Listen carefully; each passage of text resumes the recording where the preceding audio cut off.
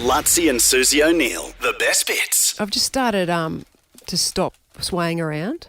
I was going to tell you a bit about my holiday, actually, because I've only spoken about it, I think, sea once. legs.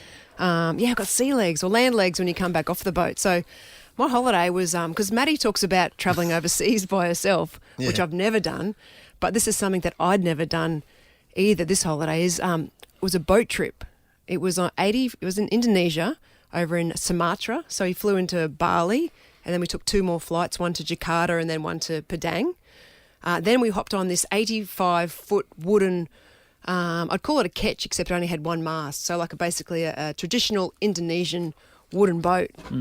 It had, there was 8 of us and there was 5 staff. So we then hop on the boat and then we travelled 14 hours overnight to get to to Sumatra, basically.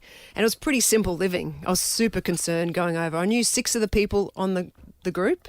I didn't know 2 of them. But it was close quarters. Close quarters, sorry. Lutsy's stomach just made the biggest noise ever. Sorry about that. I was wondering what happened there. I can't stop that. It just happened. It went So the front of the boat, the tip of the boat had the bedroom, which was 8 bunk beds. Up like that. Yeah. Any windows and stuff? No windows, completely black. Ooh. Not a single window. What about the snoring situation? Well, there was snoring. Yes, there was, because there were 6 boys and 2 girls, and the boys Sexist. snore. They do. Boys, Girls snore too. boys generally snore more. Well, I it's a reckon. generalisation. Yeah, it is a generalisation, but a true one. And because people were drinking and stuff, they were snoring a little bit more. But you couldn't really hear the snoring because you could hear the generator of the boat, which I love. I usually sleep with white noise. White noise, yeah. So I was like, but imagine us all squashed in together, like. Well, you got your own We're all bunks. adults. You're not like... Yeah, we got our own bunks, Yeah, but it was you're not literally touching probably wasn't even touching my husband. Did Cliff and you share one? No, you have single bunks. It was literally like, 3 metres by 3 metres, I suppose. Like all it fitted was beds. It was freezing cold, which was great, but completely black. So when the lights went out at night, you couldn't. Freezing cold? Yeah, with air conditioning. Oh, wow. It was a simple life. Traditional living. It's a simple You know, that's simple. When you So break did you get a taste for camping? And then, so they got that. Then you move up to the next section, which is a saloon. It was freezing cold. With Then you move to the next section, which is the casino. I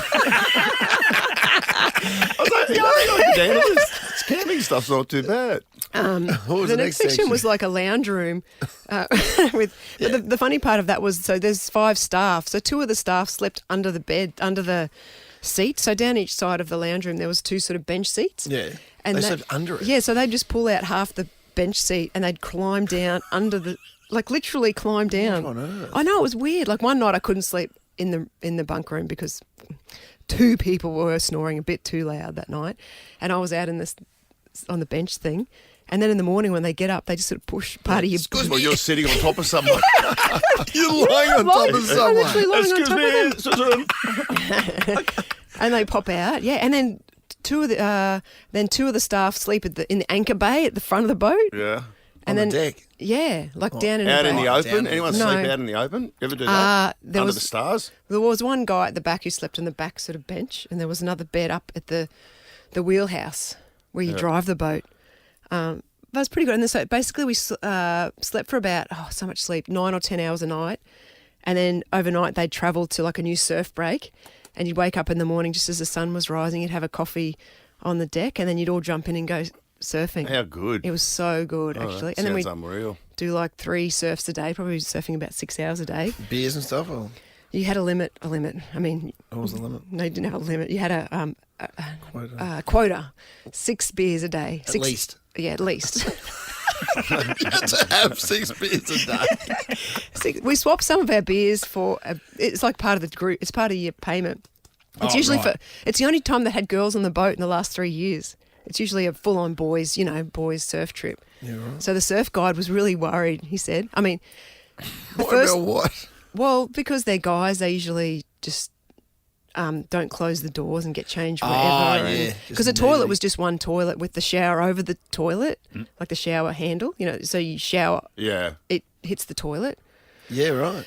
And so the first day I did see the surf guide go to the toilet because they don't, usually don't close the doors if it's just all boys Yeah. because they just. Bit of a free-for-all. Got to rein it in, boys. Yeah. But it ended up being really good, and we had a chef there, so we weren't slumming it too much. But Where were you slumming it? Nobody You weren't was slumming it at Nobody all. was listening to this story going, wow, she really slummed it. Ash, Luttsy and Susie O'Neill. The best bits. Hey, I used an old school medical tip last night on one of my kids, my youngest boy, Archie. He was playing footy on Saturday for Runaway Bay, and he got a knee injury. Luttsy, like pretty bad. Like his knee has swollen. Oh my God, blowing up like really bad. Couldn't walk, on Saturday. Like instant swelling like this, and What did you say? What's footy injury? yeah, footy injury. Probably 3 times the size of his other knee. Jeez. And he's got a tournament that he's been really looking forward to. It starts tomorrow on the Gold Coast. Is it a hematoma? What's a hematoma? I don't know. I don't know really. I remember. Mate, I don't know what a Thanks for hematoma contributing. is. I guess a Blood clot. hematoma would be just blood. So it's not like he's done some sort of crazy ACL that he's out for the season. No, I don't know. I don't think it's anything like So it's that. just swollen. It's It's just yeah. like a big fluid build up. Hematoma. Yeah. yeah, that Sounds like a classic. Is that a hematoma. hematoma? Classic hematoma. Yeah, mate, I think what it he red? got was a classic hematoma. Classic hematoma. Okay.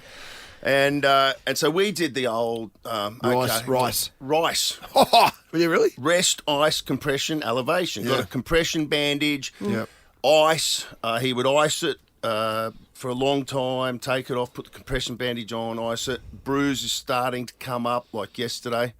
And to his credit, that's all that he did yesterday, was he just iced it all day and rested it and was like pretty vigilant around it because he's got until tomorrow to get it right. Anyway, one of my mates got in touch with me on one of our chats that we've got through the footy club, and he says, mate, this is old school. This is like an old school remedy here, but what you want to try tonight? Pee on it. No, I would have tried that. I would have given it a go. That's for the joke. No, he goes, what you need is washing soda. What's that? I'd never heard of it. Washing soda. He goes, what you need is washing soda in an old footy sock, tie it up, place it over the knee, then wrap an old towel over the sock while he sleeps overnight. And in the morning, the sock will be rock hard and should draw all the fluid out of his knee, and the old towel just protects the bed. It's just an option if the swelling is fluid buildup. And I've gone the exact same. I said to him, mate, is that soda as in soda water or baking soda? And he goes, no, it's called washing soda. And then he sent me a picture of what it actually is. You can get it at Woolies. And I'm like, oh, thanks, Mitch. I'm on my way to the shops right now. It says washing soda. Washing soda. I suppose in the laundry section. Is that where you got it? I don't know. Jode was at the shops. I sent her on to Jode. I said, bring some of this home. Yeah. So we tried it last night, and then I got on YouTube, Yeah. and I looked, typed it in, washing soda reduce swelling. Does it work? And there's all these people going, this is what you do, and it'll work. And? So we tried it overnight. I've just been waiting for Archie because what I did was I put it not in an old sock. I put it in like a big, like a huge bit of cloth actually, and then wrap that up, put that on top. Then I put Glad wrap over the top of that to keep it all, compact. And then he put his compression bandage over the top of that. Perfect. And he went to bed. And honestly, I'm driving to work today going, I hope this works. And if anyone's ever done it, I don't know, give us a buzz. But I'm like praying for a miracle that he's going to wake up and it's all just good. Like I saw on the YouTube clip that it's going to come up and it's all going to be gone. So Archie just texted me just then. I said, how is it? And he went, pretty much the exact same. Oh, really? We have one person who called him Beck. Yeah, Beck. Good morning. Have you used it? Yes, I have. Yeah, go on. Yeah, I used to play a lot of sport and always had knee injuries. And when my knee blew up, like a football size, my mum used to use washing soda inside a Chuck's cloth. Chucks. And wrap it around that's my what knee. I used actually. I put it. That's what I actually did use was a big Chuck's cloth. that we had. Yeah. Yeah. And then wrap it in a towel on the outside. And by the morning, the sort of outside of the towel was wet What? from So whatever the weird fluid was coming was through the inside. skin. Yeah. Well, That's gross. and you It swelling draws had it gone down. out. I don't know, whatever you inside the washing soda, but it draws it out through the skin. Well, it's That is- sodium Yeah, and then I carbonate. could, That'd stink. yeah. It was actually really cool as a kid because it meant I could get back to sport sooner. But yeah, And try it, see if it works. And it legit worked. Yeah, legit. It was some Maybe- sort of voodoo magic, but it worked. Yeah. Maybe the Glad wrap stuffed it up. Yeah, maybe. the Glad I wrap. didn't realise actual real liquid from inside your body was somehow ending up on the outside. Yeah, that's what they're saying, that it draws it out. Ash, Luttsy and Susie O'Neill. The best bits. There's this book that has gone off on There's a book TikTok. Did you know that? It's called Book Talk, where they must recommend books.